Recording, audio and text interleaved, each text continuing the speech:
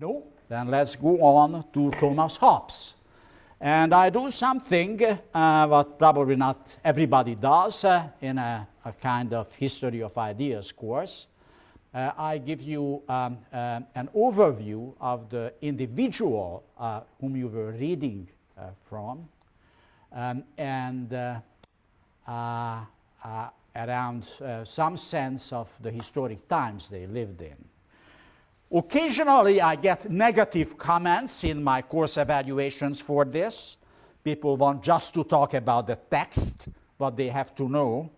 There are some people who like it, to see, well, this is how Thomas Hobbes looked like and who the character was.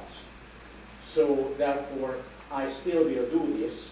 I think what I will try to do is to go very fast through the sort of individual's life and history, sort of to have my cake and eat it, right? To give those of you who are interested in the historical context, at least briefly, and those who are not particularly interested, not to bore them with it. But you can go back to the internet and get it in more detail. Okay, so we start this with Thomas Hobbes. Whether foundations of modern social thought should start with Hobbes or not, that's a question. In some other courses I taught, occasionally I started with Thomas Bacon. I will talk about him very briefly later on. But in some ways, arguably, Thomas Hobbes is the first who laid the foundations of modern social science. He was a genuine scientist and a formidable one, and an extremely controversial figure, addressing a number of very important issues. We are all still very divided, particularly on human nature. Are we by nature good, or are we by nature evil? I think probably half of the crowd here would go one way, the other half will go another way. And I hope we will discuss that in the discussion sections. Anyway, there are a number of very important issues that Thomas Hobbes framed, and which had a great deal of impact on later social scientists, of course, on Locke, but also on Adam Smith, on Nietzsche, on Freud, on Max Weber, and others. Okay, so this is Thomas Hobbes, and let me just very briefly talk about his life. I mentioned that in the introductory lecture. He was born in 1588 in Westport. I also mentioned that his father was a vicar, and he had actually a fist fight with a clergyman in all places in a cemetery, which was absolutely no by that time. So he had to skip and disappear and leave young Thomas behind in the care of an uncle who was actually a glover for his gloves. And this all happened under the rule of Queen Elizabeth. I will talk about this a little later. And in 1602, he went to Oxford, to Magdalen Hall, and then in 08, he graduated, and he became a tutor of William Cavendish II, who became, at one point, a very important politician. In 1610, he went to France and Italy. It's very important because he met Galileo, and he was absolutely turned on by Galileo and physics of his time. I already mentioned that Hobbes cannot be classified in any of the disciplines. He even cannot be classified as a social scientist. He was as much a mathematician, I gather a pretty bad mathematician, but also he made important contribution to sciences, particularly to optics. Well, he had close association with a person whom you may have heard of, Francis Bacon. And who was Francis Bacon, and what his influence? Francis Bacon was a philosopher who rejected the Aristotelian logic and system, which basically was a speculative system, started out from some major assumptions and through deductions developed this philosophical system. As I said, occasionally I taught this course by starting with Francis Bacon, because Bacon in some ways is the founding father of modern sciences, because he said every scientific investigation should start with induction from sensual observation. And what you cannot observe, you should not assume it does exist. Right? Therefore, he advocated a methodology which was exactly the opposite of the Aristotelian methodology, which was deductive. He advocated induction. Now, he was very closely affiliated with William Cavendish and had a great deal of impact on Hobbes initially, to eventually Hobbes changed actually his mind. And he went to Europe and among other things, spent time, he knew where to spend time. He went to Paris and he began to investigate natural science. Galileo and Descartes, in particular. Descartes was a great deal of importance for Hobbes. From Galileo, he learned an alternative to Bacon's inductive method. Galileo offered a methodology, but by and large, social scientists today who believe in normal social science subscribe to. Namely, that was the methodology what Galileo called a resolutive compositive method. It basically meant that you start with deduction, right? You have some initial hypotheses, then you move to observation, sensual observation, and from this sensual observation, you make inductions, and you make back and you test your hypothesis. That's how we would say it today. And this is what Bacon learned from Galileo and adapted this methodology. Now this is René Descartes, one of the greatest philosophers of his times and of all times. Descartes ascribed to something like called dualism, right? The dualism really meant that he separated the soul and body from each other, and Hobbes rejected this idea of dualism because he suggested that in fact they were engaged in a big debate on optics, what we do see.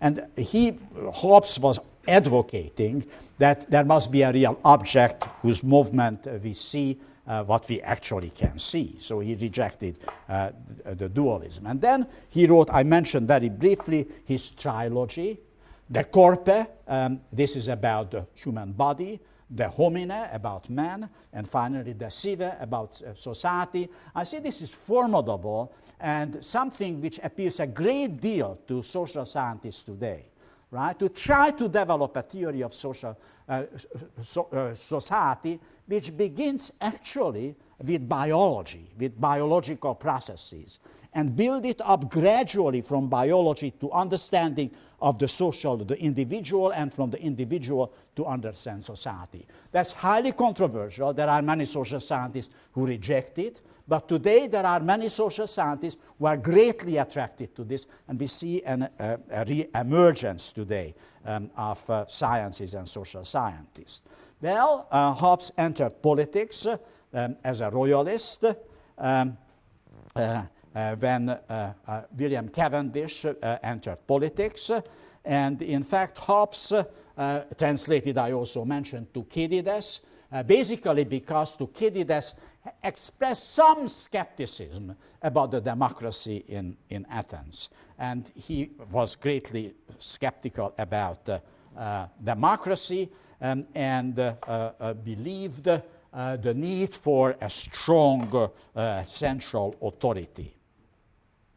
Well, these were very troubled times and religious conflicts. I skipped this one because I know you are all very familiar with British history, but it all started with Henry VIII, who had a very troubled marital relationship, right? He had 3 wives, divorced one, executed the second one in search for a son from one of his wives. But in the process of divorcing, he split from the Roman Catholic Church, and that's when Church of England emerged, and that's how England became Protestant of its sort. Again, as I said, I skipped this one and go on. Well, this is the eldest daughter of Henry VIII, Mary I, called the Bloody Mary. She inherited the throne. She was trying to establish Roman Catholicism, but had to resign. There was too much resistance against it, so he had to resign and give the throne to his younger sister, Elizabeth. And this is Queen Elizabeth. And Queen Elizabeth was at the time of Puritanism under a great deal of pressure of Puritans who wanted to get rid of Catholics altogether from government in England. This became a very important issue later on. New Haven has its Puritan connections. Anybody is from Devonport College? Nobody is from Devonport. Oh my goodness. So no real Puritans around here. Well, that's a shame. Anyway, this was Reverend John Devonport. He was a Puritan who settled in New Haven with his followers in 1638. And already, of course, in, I think, 1703, the Puritans created this institution. And they were basically running this institution until the late 19th century. Not anymore. Okay. Now, there were a great deal of conflicts between, Mary was called the Virgin Queen. Well, whether she was virgin or not, it's unclear, but she clearly had a lot of very close friendship with various men in her life, but she never married and never gave birth to a child. She was actually a very good queen, a smart, good queen by the challenges of the time. But she was the last one and died without a son, and then the crown went over to the Stuarts, and they were total disaster. James I was already a disaster, and Charles I was real disaster. And they were in collision course with Parliament, and there was a constant war in England, civil war, culminating in 42, and finally Charles I was executed in 49. And Oliver Cromwell came to power. Now, well, here I give you a picture of the execution of Charles I. If you don't believe it, you can see it. Well, Hobbes got into some trouble at that time because he was too close to the Royalists, and he had to flee England in 1640 ahead of time, and he went to live in Paris. He was very close there to the Royalist exiles, and in 51 he completed his major book, Leviathan, what we will be talking about in a minute. Well, Leviathan became an extremely controversial book. It was very controversial in his times, became actually a big hot topic in the 19th century, and it's a very hot topic in the last 30 or 40 years, because a lot of economists and political scientists who are interested in rational choice theorists discovered in Thomas Hobbes the first rational choice theorist. He's a wonderfully lucid mind, and if you read the text and you know enough mathematics, you could do a lot of his propositions in mathematical equations. What on else and economists want to do, right? It must be true if you can put it into an equation, right? Well, that's what certainly Thomas Hobbes is available to do because of the extremely lucidity of his mind. Well, it was therefore a controversial book, also for the royalists, because in 51, Hobbes, and we will talk about this in great detail, was considering that probably people should be allowed to transfer their loyalty to a new authority which offers safety, right? And that's what the royalists did not want to hear, that Cromwell actually can become a legitimate ruler. And that's what, in a way, the book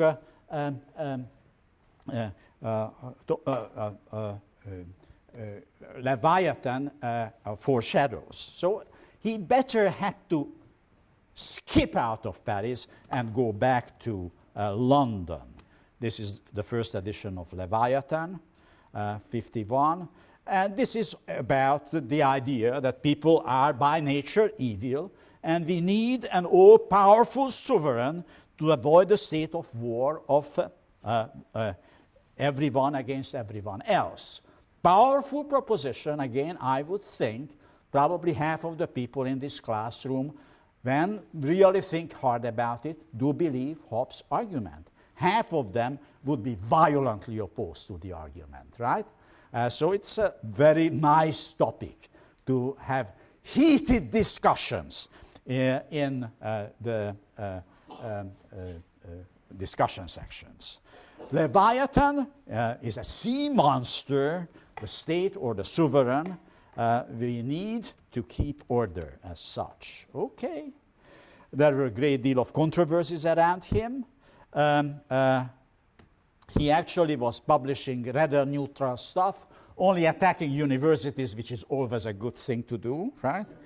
But when in 1660 the monarchy was restored and Charles II, the son of Charles I, first became king, Hobbes was invited back to the court, and it looked like he will be just fine right now as a royalist. Not so, because in 66 there was a fire in London, and because of this fire, some people believed that this fire was the revenge of God because of the sinful London, right? And they were therefore trying to find the guilty one. And who was there? Of course, Thomas Hobbes with his materialism, right? No soul. So how is that eternal life possible? This must be an atheist. His book should be burned, if not himself. So they did not burn his book and himself, but, you know, he certainly was out of grace and died in 79. He was greatly admired in continental Europe, but was very controversial in England. And, well, if you don't believe there was a fire in London, here is the proof, right? There is the Great Fire of London, 66, which by, looked like Los Angeles to me, right?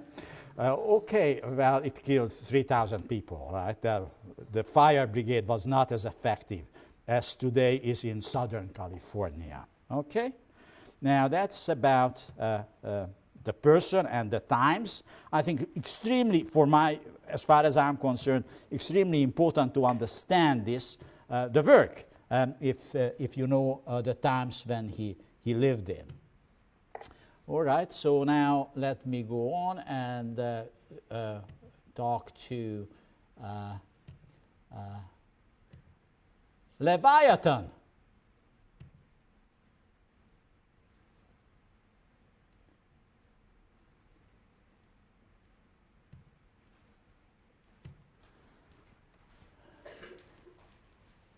And here we go.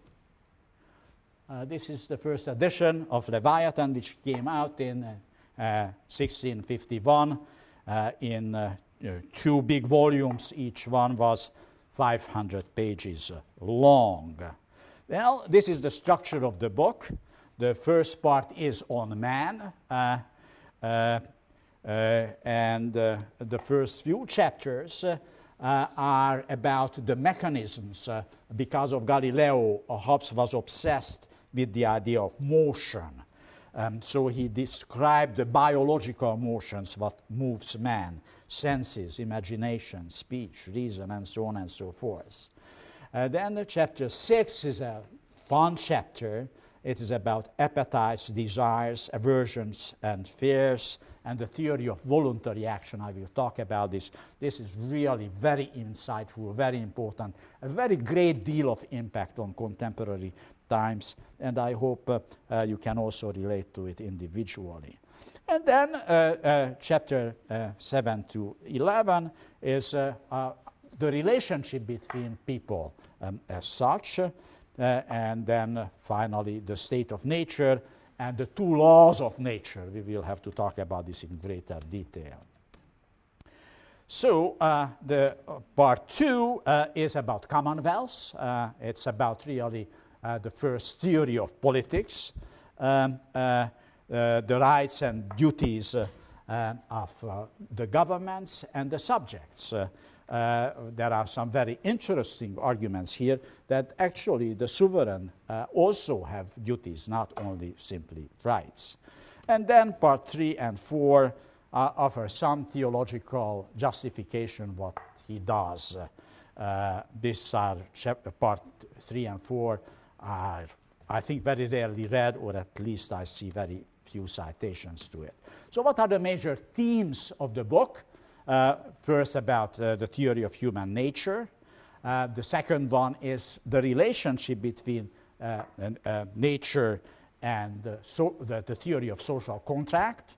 Hobbes is really the first of the contractarians, right, who advocates that what brings society together is a social contract. If you want to understand society, you have to understand that we have contract with each other. And then finally, the theory of the sovereign, right? The major desire, the essence of Hobbes' work is to try to find an identifiable sovereign, right? He lived in turbulent times when you did not know who the sovereign is. Is this the king? Is this the landlord? Are these the city burghers? Is this the parliament? Who on earth is the sovereign? He wanted to find one identifiable sovereign we can all agree. This is the proper source of law, right? That's what he was obsessed with. Okay, so let me then move on and about human nature. What are the themes here?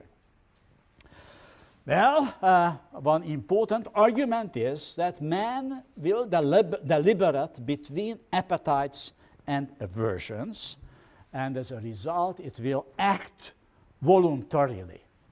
Well, it's a fascinating issue, an issue we cannot get rid out of our hair. Well, when I was in your age, we always were vehemently debating the question, do we have free will or we don't have free will, right? Our action is overdetermined. This is exactly the question of what Hobbes is talking about, and develops the idea of voluntary action, which is kind of halfway between absolute free will and complete determination, right? The idea is that we are driven by appetite, by desires. We will talk in this course later on about Sigmund Freud, right, who was talking about drives, right?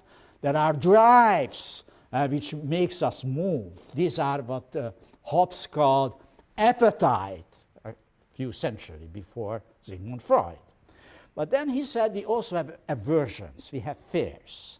We are doing what we want, but we have fears that we won't be able to achieve what we want. And therefore, we have to somehow negotiate out between our desires, appetites, and our fears or aversions. And what comes out is voluntary action.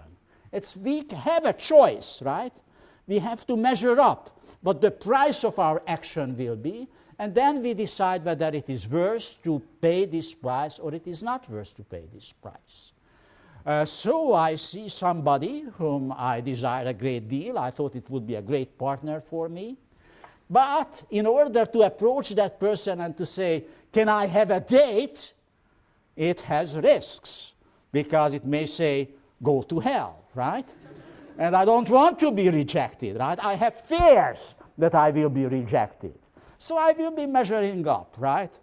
And some of you, if you are in such a situation, if you sense that the answer will be no, you don't place a phone call, right? And you will never get that person, right? The fear overrules, right? The appetite. Or others will say, heck, you know, if say no, then I will try a second time, I will try a third time, and if it is no the third time, then I give up, right? Okay, so this is voluntary action, right? This is freedom, right? You are free to decide whether you want to try it again, right? Whether you want to achieve your appetites. And then the second point is, we will seek power. The essence of human nature is that we are striving for power. Again, an issue, very good issue to discuss at the discussion section.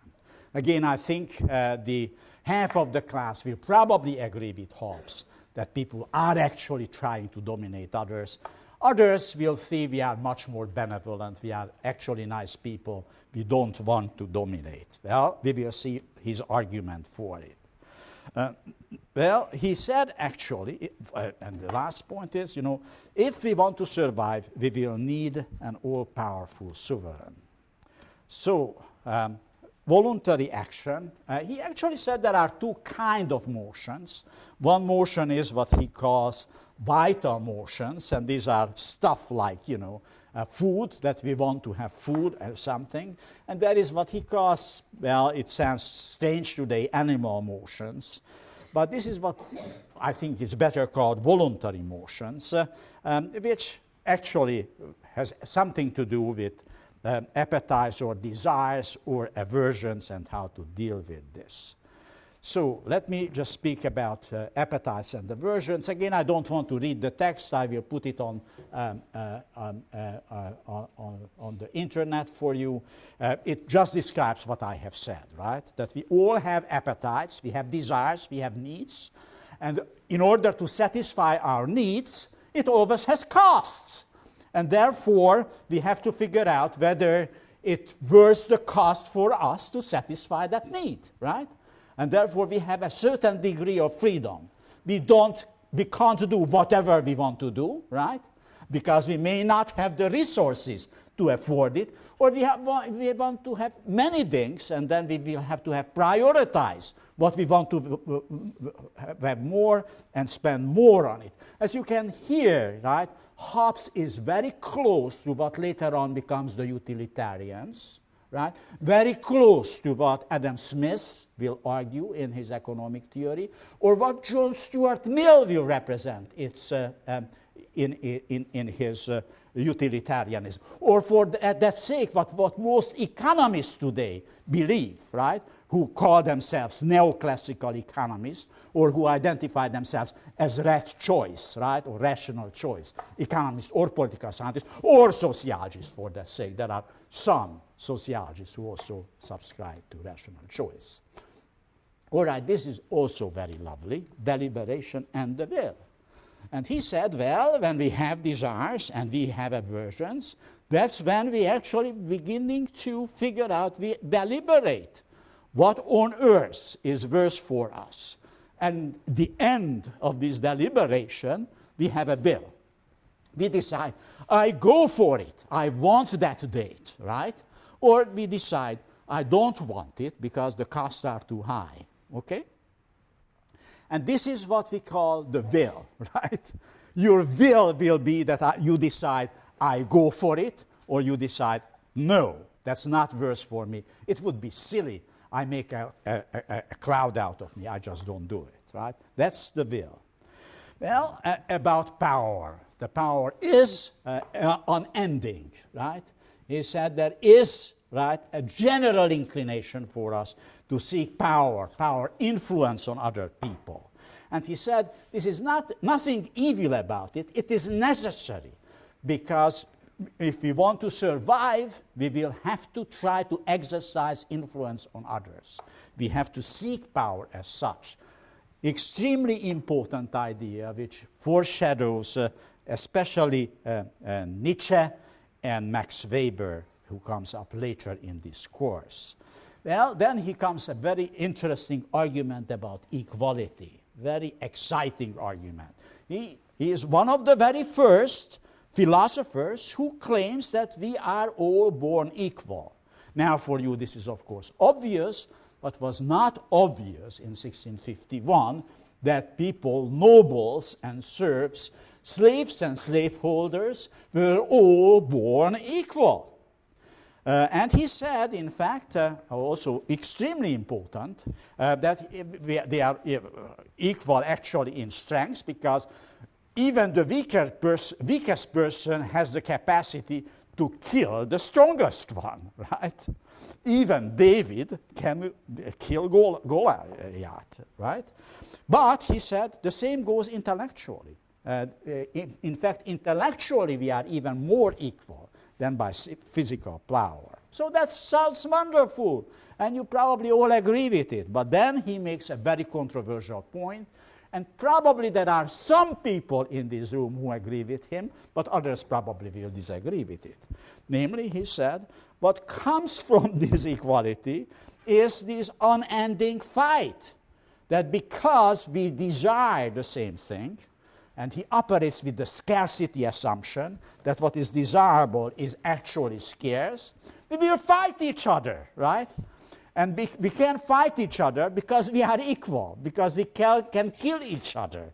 We can outsmart each other.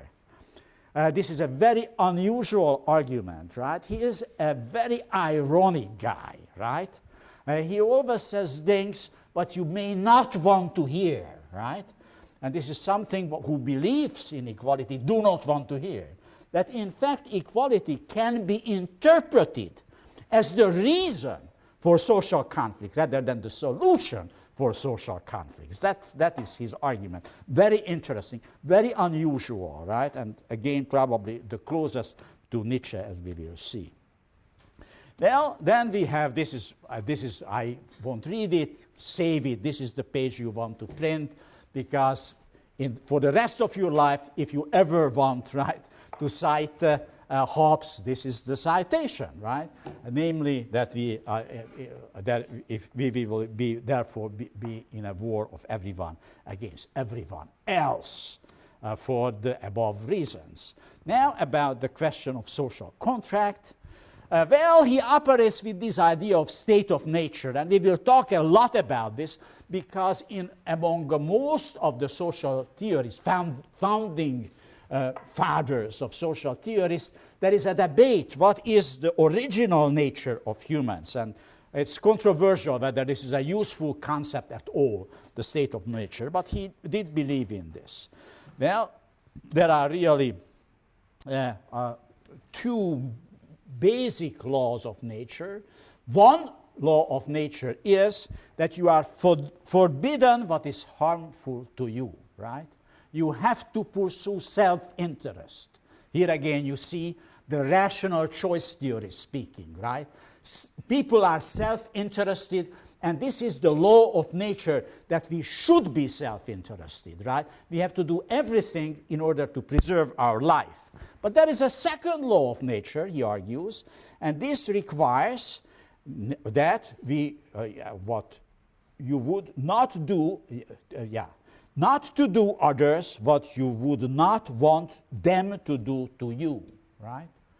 This is, again, you may want to save this citation, very important citation, foreshadows major theorists of ethics which come many, many years or decades or centuries after him, particularly Immanuel Kant, right, and his categorical imperativus.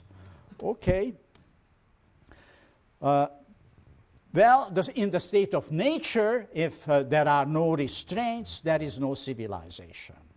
That's a very interesting idea, right? That pressure limiting the state of nature is necessary. This is, again, foreshadows absolutely Sigmund Freud and his theory of civilization, right? That civilization comes out of the repression of drives rather than satisfaction of of drives. If whatever you always need is immediately satisfied, there is no civilization. Civilization comes from sufferings, right? From suppressed desires. That's when you go back and you create great pieces of art, or you become a great scientist because you suppress your sexual and other desires, right? That's, it's always from suffering where great products of humankind are coming from, right? That's what he's saying, and that's, of course, what Sigmund Freud will say. Okay, there are the two laws of nature, and again, I don't want to elaborate on it. This is quite obvious. He said there is the elementary law of nature, the first right, that we have to do whatever is necessary for self-protection, and the other one is that we actually should consider others, what others will do. Well, and then the contract. What follows from the second law of nature is that we put our rights aside and transfer it to others. Well, this transfer of rights, there is some reciprocity in it. We give up some rights and we get something in exchange, protection or safety or something as such. And when we transfer this right to somebody else, this is what is called the covenant or social contract. This is, as far as I can tell, this is the first formulation of the theory of social contract. It's not quite the theory of social contract, but we will read from Locke or from Rousseau, because he said two, again, controversial comments. One, that in fact a contract we entered by fear is also obligatory. Just because we were forced into a contract out of fear does not mean that we can walk out of this contract whenever we want to, right? So it's very much status quo. He's a conservative guy. I think it has to be understood, right? He's deeply conservative. And then he also said that, in fact, a former contract makes void a later contract. So there is no divorce, to put it this way, right? Once you swear, that, well, I stay with you until we live, that's about it, right? There is no new contract which avoids it. Well, now very briefly about the power of the sovereign. Its power is to produce safety to the people, right? He lives in unsafe times, so he wants safety. But obedience is only due to the extent the sovereign can deliver this safety. And if it cannot, like Charles I couldn't, well, you could withdraw your obedience, to your loyalty from it. Okay, now what is important he's trying to find out who the sovereign is. And the sovereign actually can be, I just point out two words from this citation, can be transferred on one man, right, the king, or upon one assembly of men. That's, I think, extremely important, though he was very strongly in favor of absolutism. He did consider, right, that the sovereign can be a properly assembled body of men. But how they will be properly assembled, he doesn't have the faintest idea or doesn't have the guts to say it, right? It will become much more clearer in Locke and particularly in Rousseau, where the sovereign is, and it becomes, of course, crystal clear in the American Constitution, which starts, "We the people," right? That's what the sovereign is. In Hobbes' time, it was not quite "we the people," but he did consider that it may not be the royalty, the king, right? Now, the sovereign does have duties. The office of the sovereign has to procure safety. of the people. And he said, he adds to this, extremely important, that it is not bare preservation. It has to give more than just survival as such. And therefore, you can expect to the sovereign to deliver this, and if the sovereign does not deliver, you can withdraw, right, your royalty. So even though he is a theorist of absolutism, he does see, right, the need and possibility that you withdraw your loyalty and you transfer it to a good king, right, to a good sovereign as such. The question is also, what are the good laws? People say good laws are the laws which are good for the sovereign. And he said this is extremely important, but I highlighted it. It is not so. Not true that good laws serve only the sovereign. The good laws should serve the people. And this is the end of it. What are his contributions and what are his shortcomings? Well, his emphasis is on peace and order, right? But what he does not consider that the sovereign might abuse its power. And this will be the big criticism of Hobbes by later theorists, particularly by Locke. We will see it already Wednesday, right? Locke is primarily considered by the possibility that the sovereign may abuse its power. Well, and then he actually does not develop, as a result, any theory how power can be held in checks. There is no theory of checks and balances. There is one in Hobbes, and even one more developed in Montesquieu. And the American Constitution does not come from Hobbes, but it comes from Locke, and particularly from Montesquieu. Montesquieu is the one which defined that checks and balances which entered the American Constitution. Well, he was an apologetical theorist of an enlightened absolutism, not any absolutism, right? He was against real monsters, as I already demonstrated it. As a result, he was not acceptable to the monarchs because he put too much limitations on their powers, but he was not acceptable to the emergent bourgeois class because it attributed too much power to the monarch. And therefore, nobody really liked Hobbes, but though nobody liked, and you may not like him, what is impossible is to ignore him, right? You have to listen to him. Well, see you Wednesday and Thursday in discussion sections.